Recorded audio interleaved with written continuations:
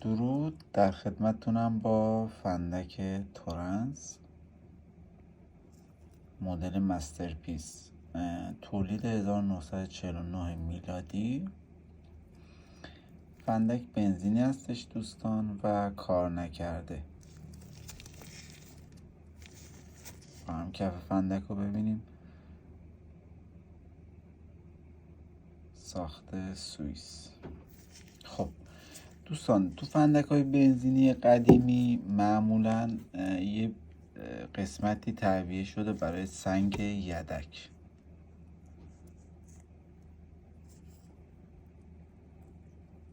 که اینجا یه دونه سنگ معمولا به عنوان یدکی تعبیه کردن.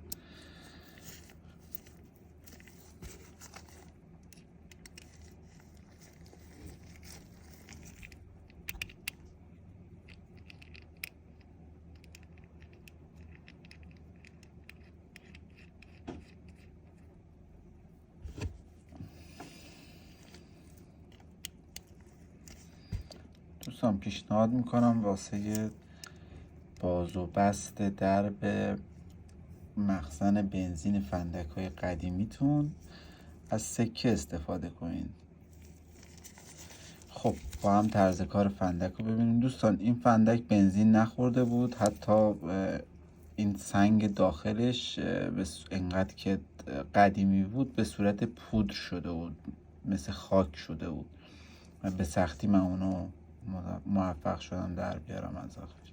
خب با هم طرز کارش رو ببینیم.